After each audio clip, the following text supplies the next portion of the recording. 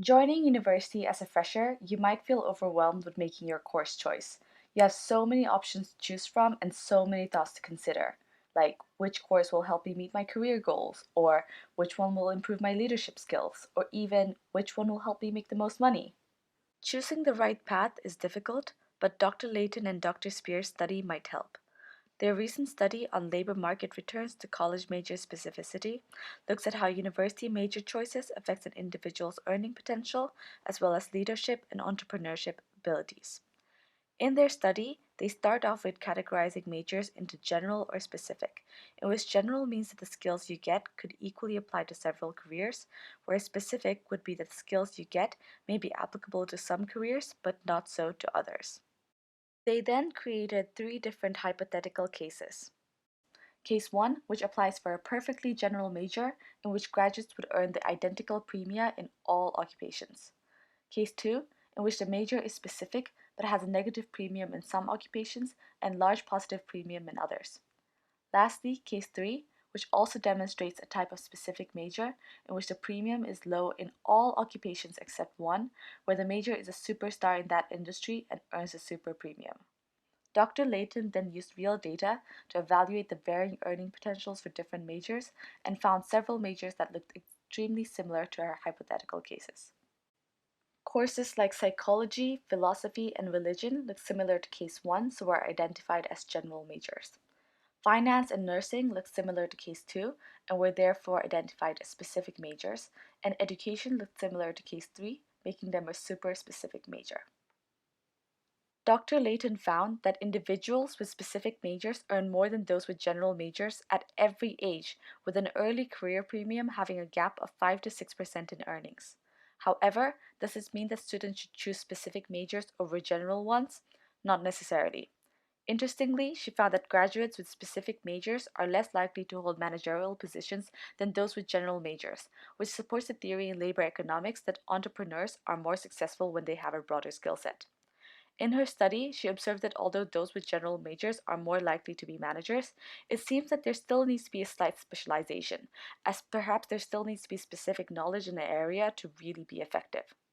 So specific majors tend to earn more, but general majors tend to hold more leadership positions. But why does this outcome turn out this way? Does Dr. Leighton think that majors teach students to be a certain way, or could it be that the students have inherent abilities that makes them attracted to these majors?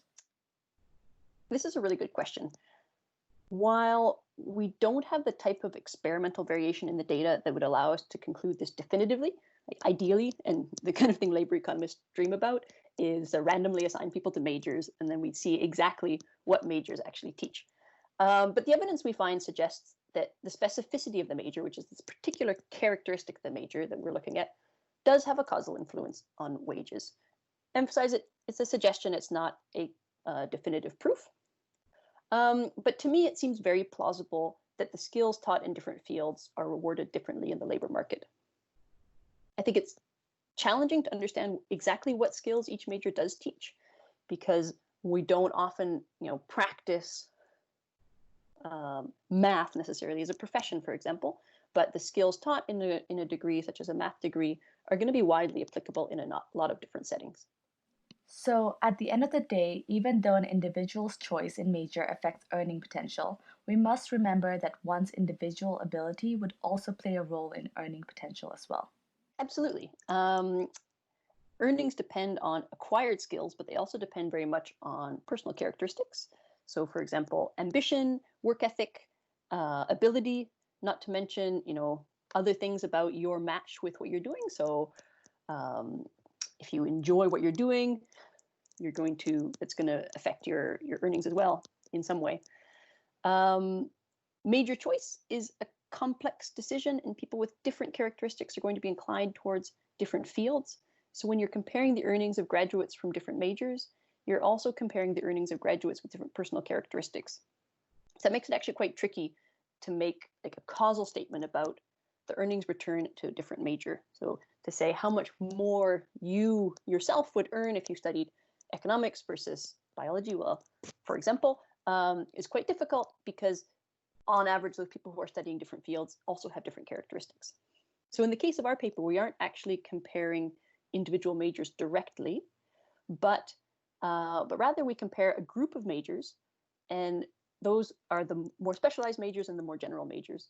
So our estimates of the return to specificity would be biased if, for example, the most ambitious students or the most students with the most work ethic all chose a certain type of major. So all chose very specialized majors, or if they all chose very general majors.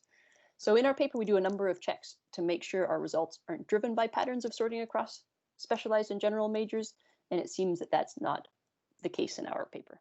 With all of the information that specific majors earn more and general majors tend to hold more leadership positions, but we must also consider our inherent abilities and ambitions, what should we as students take away from this? So when we started writing this paper, we actually looked over a lot of the advice that's given to students on choosing their majors. And we found there was a lot of variation and a lot of conflicting advice about whether you should focus on a specialized or a more general major. Um, some places said choose a general major because it will keep your options open, and other places said choose a specialized major that will prepare you for a specific job so that you have good job prospects when you graduate. Um, there's probably some elements of truth to all these different pieces of advice, but our results suggest that earnings wise, the more specific majors outperform the more general ones, according to our definition of specificity. Importantly, though, this is a general statement, and it's talking about averages, and it's talking only about earnings. So does that mean that everyone should choose one of the majors that show up as highly specialized on our list? And absolutely not. That's a really important message from this paper. That's not the conclusion of our paper.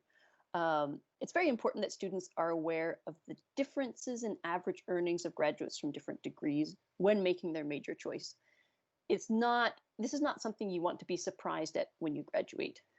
That being said, university is about much more than your eventual earnings. It's a time, and it's a rare time in your adult life when you get to explore and develop your intellectual curiosity. And these are things that will stay with you for the rest of your life. We don't measure those things in our paper, and it's not because they're not important. It's because we have a particular outcome that we're measuring here, which is earnings. For what it's worth, you're also likely to perform better in something that you enjoy studying, and that can increase the chances of carrying on to master's studies, which also increase earnings quite substantially. Also, averages are only that. They're averages. So each individual is not necessarily going to be the average that we see in the data. So within each major, there's graduates who earn very high amounts after graduating, and there's graduates who earn very little. And that's true for the low earning majors, and it's also true for higher earning majors. So you should keep the data in mind when you're choosing your major, but the decision of what to study is much more complex than simply what average earnings are after graduation. Overall, Dr. Leighton's paper should be a starting point for students to decide on their major. Consider your strengths and career goals, but also think about the skills and experiences that you want to acquire during your time in university. If you're deeply passionate about a topic and want to know more about it, take that specific major. If you're unsure of what to do, don't feel bad about taking a general major because graduates from a more general degree are more likely to work as managers in the future. Reflect on Dr. Leighton's paper and take the subject that you will enjoy because your passion and ambitions will play a role in your future as well.